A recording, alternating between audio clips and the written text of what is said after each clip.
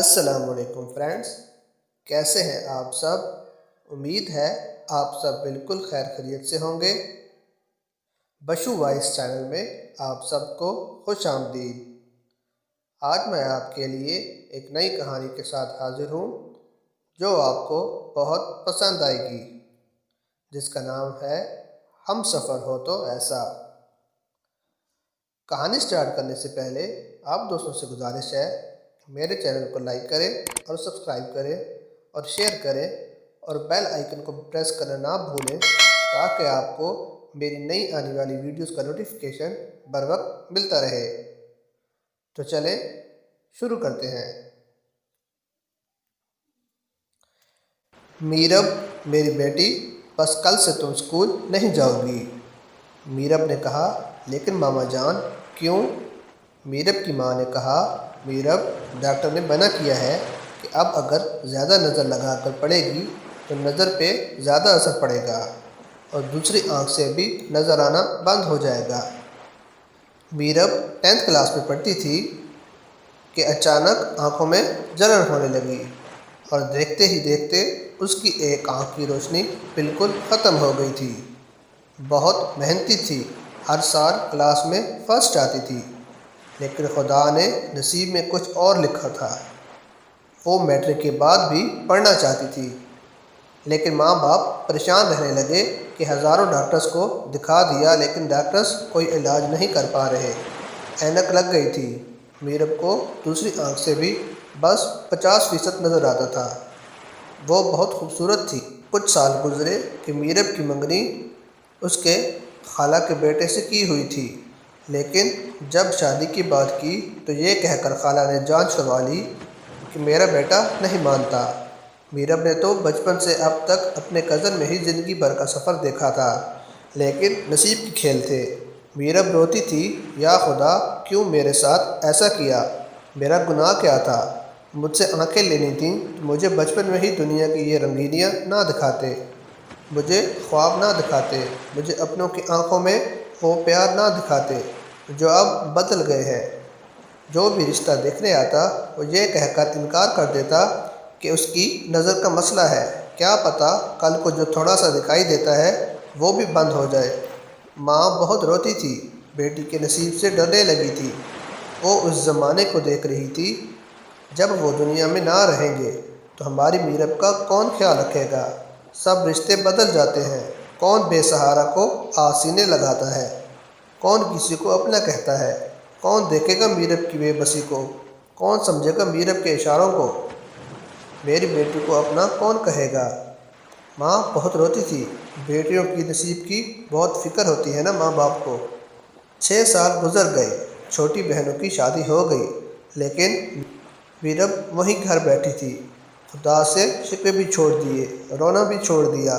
اس کو اب صرف 20% نظر آتا تھا، مطلب کہ بس دھندلے ہوئے چہرے نظر آتے تھے۔ میرب تھی تو بہت خوبصورت، لیکن بس نصیب بے وفا تھے۔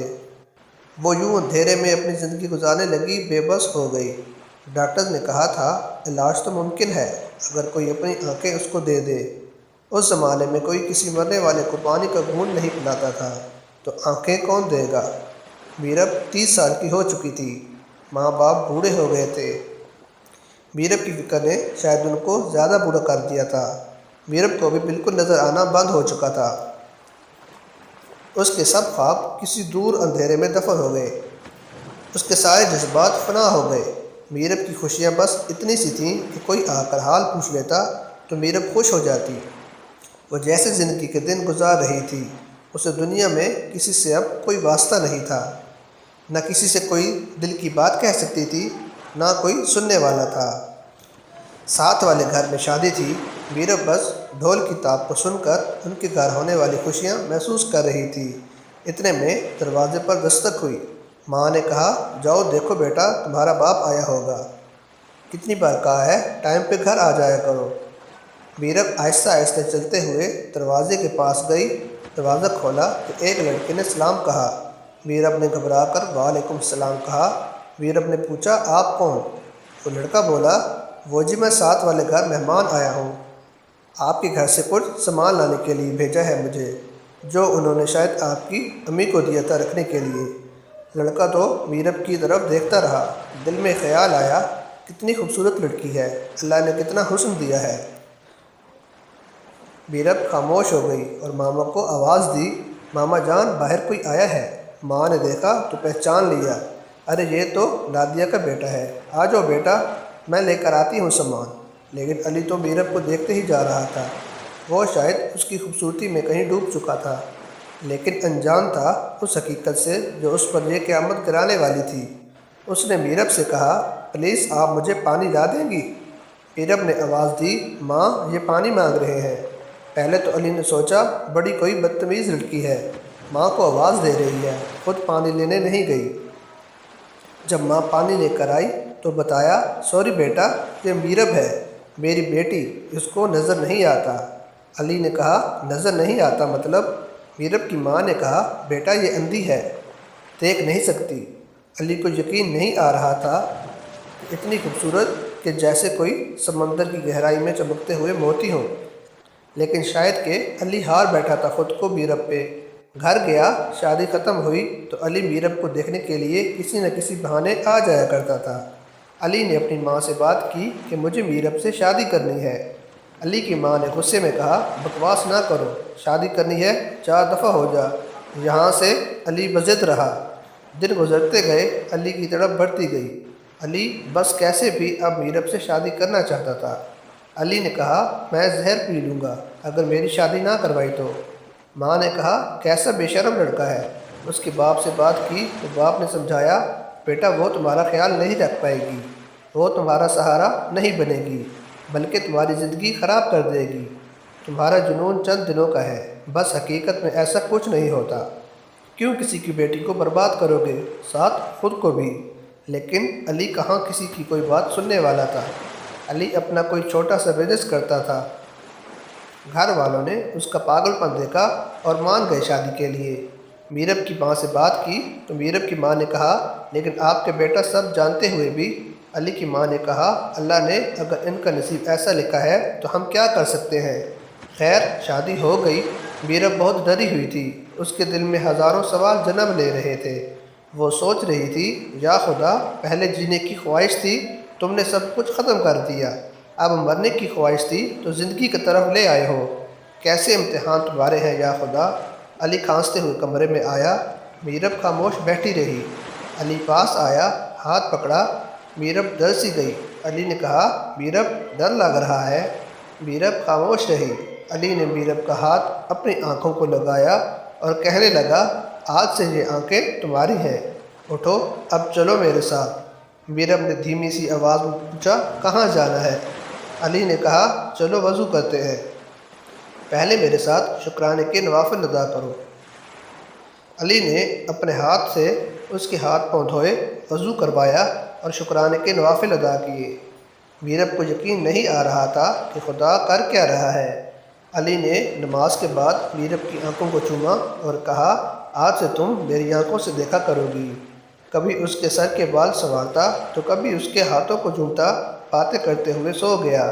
ولیمہ رسم مکمل ہوئی، سب رشتہ دار باتیں کر رہے تھے۔ علی پاگل ہے، زیادہ دن یہ شادی نہیں رہے گی، دیکھنا 2 مہینے بعد ہی طلاق ہو جائے گی۔ کچھ لڑکیاں علی کو یہ کہتے بھی سنی گئی کہ اگر علی انتظار کرتا میں شادی کروا لیتی علی سے، لیکن علی کو بس میرب کی محبت کے سوا کچھ بھی نظر نہیں آتا تھا۔ علی جب اٹھتا ناشتہ بناتا، اپنے لیے بھی اور میرب کے لیے بھی، پھر پھول سے خوشبو سے جگاتا میرب کو، نماز فجر ادا کرتے، پھر ناشتہ ایک ساتھ کرتے۔ علی میرب کو آہستہ آہستہ گھر کی ہر چیز کہاں رکھی ہے سب بتاتا۔ میرب بھی سمجھنے لگ گئی تھی۔ علی کا 1 گھنٹہ بھی میرب سے بات کیے بنا نہیں گزرتا تھا۔ وہ کال کرتا، حال پوچھتا، پیار بھری باتیں کرتا۔ ایک سال ہو گیا تھا شادی کو۔ میرب بہت خوش رہنے لگی تھی۔ اب میرب گھر کے کام بھی کرتی تھی، مدد کرواتی تھی علی کی۔ میرب خدا کا شکر ادا کرتی تھی، کیا خدا تم بہتر جانتے ہو، ہم کو تو دے تو ناشکرے ہو جاتے ہیں، چھین لے تو شکوے کرتے ہیں، لیکن تو بہتر جاننے والا ہے۔ کبھی چپکے سے آ کر سینے سے لگا لینا تو کبھی خاموشی میں ڈرا دینا، دونوں میں بہت پیار تھا۔ میرب علی کے سینے پہ سر رکھ کر سوتی تھی۔ ایک عادت سی ہو گئی تھی۔ وہ علی کے ہاتھ میں اپنا ہاتھ دے کر کہا کرتی تھی، علی سنا ہے قیامت کے دن اللہ مجھے میری آنکھیں واپس دے دے گا، لیکن اس دن کی دعا کرتی ہوں کہ خدا اور رسول کے بعد سب سے پہلے میں آپ کو دیکھوں، میری آنکھیں سب سے پہلے آپ کو دیکھیں۔ علی مسکرا دیتا تھا، پاگل سی ہو تم، پتہ نہیں کیا کیا سوچتی رہتی ہو۔ ایک دن علی گھر پہ نہیں تھا، میرب چھت پہ تھی۔ بارش ہو رہی تھی بہت زور سے۔ میرب شاید چھت پہ کپڑے اتارنے گئی تھی۔ نصیب نے عجیب کھیل کھیلنا تھا، درد شاید ابھی باقی تھے۔ میرب چھت پہ تھی کہ پاؤں پھسلا اور چھت سے گر گئی اور بے ہوش ہو گئی۔ محلے والوں نے ہسپتال پہنچایا، علی کو کال کی، علی پاگل سا ہو گیا۔ سب کو لے کر ہسپتال پہنچا۔ ڈاکٹر نے کہا دماغ میں چوٹ لگی ہے، کچھ کہہ نہیں سکتے، دعا کریں، بس آپریشن کرنا ہوگا ایمرجنسی۔ علی کی آنکھوں میں آنسو تھے۔ ڈاکٹر کا ہاتھ پکڑ کر کہنے لگا، ڈاکٹر صاحب پلیز میری میرب کو بچا لیں۔ ڈاکٹر نے حوصلہ دیا اور چلا گیا۔ علی بے بس بیٹھا میرب کی تصویر نکالی، چوم کر کہنے لگا، میرب مجھے دغا نہ دینا، مجھ سے بے وفائی نہ کرنا، تم مجھے چھوڑ کر نہیں جا سکتی۔ دیکھو میرب، کل ہم اپنا نیا گھر لے رہے ہیں۔ میرب تم نے کہا تھا کبھی میرا ساتھ نہیں چھوڑو گی۔ آسمان کی طرف دیکھ کر کہنے لگا، یا اللہ مجھے میری میرب واپس کر دے، میری میرب کو مجھ سے نہ لینا۔ اس کی محبت کی تڑپ پہ شاید خدا کو بھی ترس آ گیا تھا۔ 4 گھنٹے کے آپریشن کے بعد ڈاکٹرز باہر آئے، بہت خوش تھے، کہنے لگے، مبارک ہو مسٹر، شاید آپ کی بیوی پہلے دیکھ نہیں سکتی تھی۔ آپریشن کے دوران ہم نے دیکھا کہ لینس ٹھیک نہیں تھے، چھوٹے سے آپریشن سے ٹھیک کر دیے ہیں، شاید کہ اب دیکھنے لگے گی۔ ہوش آیا تو 2 دن بعد آنکھوں سے پٹی اتاری تو اللہ نے اپنا معجزہ دکھایا اور میرب کو نظر آنے لگا۔ علی نے میرب کو سینے سے لگایا اور اللہ کا شکر ادا کیا۔ ہم سفر وہی ہوتا ہے جو ہر حالات میں اپنے جیون ساتھی کا وفادار رہے، ورنہ ہم سفر تو جانور بھی ایک دوسرے کے ہوتے ہیں۔ تو دوستو، کیسی لگی آپ کو آج کی یہ کہانی؟ امید ہے بہت پسند آئی ہوگی۔ انشاءاللہ اگلی ویڈیو میں آپ کے لیے ایک نئی کہانی کے ساتھ حاضر ہوں گا۔ اب تک کے لیے اللہ حافظ۔